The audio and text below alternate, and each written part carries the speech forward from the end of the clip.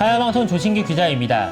예장통합 부산 동로회 공로 목사이자 총회 이단 사이비 대책위원장을 지낸 김창현 목사가 총회에 제출한 최삼경 목사 국법 판결문 통보 및 처리 청원의 건의 이대위에 접수돼 백회 총회에서 영구 검토키로 했습니다. 이와 관련 김창현 목사는 9월 8일 기자회견을 갖고 총회의 최삼경 목사와 관련해 청원서와 질의서를 제출하고 국법으로는 형사소송과 민사손해배상을 냈다고 밝혔습니다. 전민주 기자의 보도입니다. 김창현 목사는 기자회견을 통해 최삼경 목사는 삼신론을 정식 절차를 밟지 않아 해지된 적이 없다고 밝혔습니다.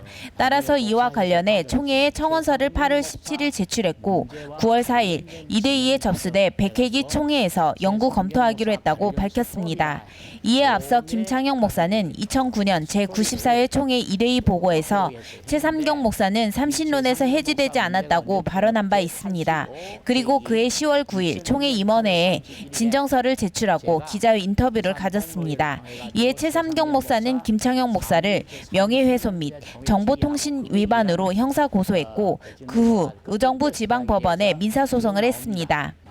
하지만 김창현 목사는 2012년 8월 30일 대법원에서까지 무죄 판결을 받았고 민사소송에서도 2014년 5월 30일 1심을 거쳐 2심에서까지 무죄 판결을 받았습니다. 당시 김 목사는 병고로 1년 가까이 병원에 입원하고 있는 중이었기에 심적, 정신적, 유체적 고통이 더욱 심했었다고 밝혔습니다.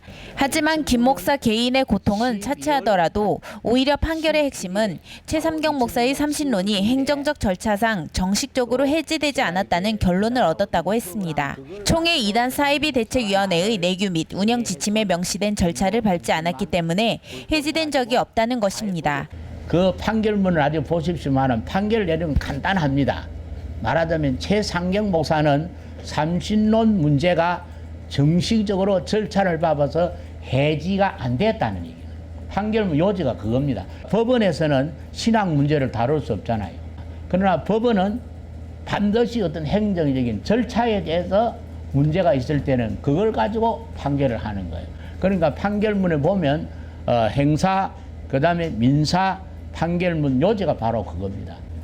그래서 제가 올린 이 청원서는 뭐냐면은 국법에 이렇게 판결이 났으니 우리 총회가 국법을 존중해서 다시 이대로 넘겨가지고 다시 최삼경 목사로 하여금 이 삼신론에 대해서 연구해가지고 절차를 딱딱딱딱 밟아갖고 다시 1년 후에 다시 본회에다가 보고해서 받든지 안 받든지를 해라 그 말이에요 지금. 따라서 김 목사는 공평과 객관성을 위해 총회 산하 신학 교수들로 하여금 최삼경 목사의 신학연구 검증위원회를 구성해 연구해달라고 했습니다. 또한 재연구, 재검증 결과가 나오기까지 최삼경 목사를 총회 총대 금지를 비롯해 총회 산하 부서, 위원회, 이단 사이비 상담소장 등의 직책에서 제외시키기 바라며 본 총회 위상을 위해 노회장이나 이단 단체 책임자, 이단 세미나 강사 등에서 제외되도록 조치해달라고 청원했습니다.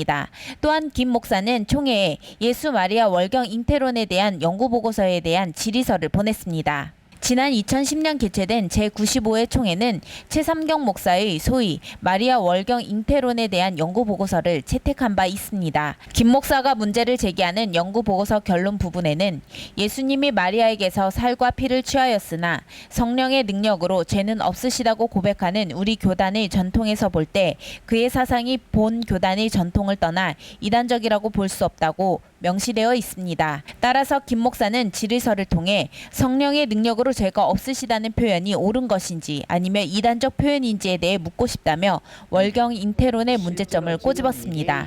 또한 총회가 받아들인 최삼경 목사의 월경 잉태론 보고서가 신앙 고백서를 심히 왜곡해 오히려 보고서 자체가 이단서를 주장하고 있다는 의혹이 일고 있다며 총회에서 과연 예수님은 본래 죄가 없으신 분이신지 아니면 성령의 능력으로 죄가 없어진 분인지 정확한 회답을 달라고 했습니다.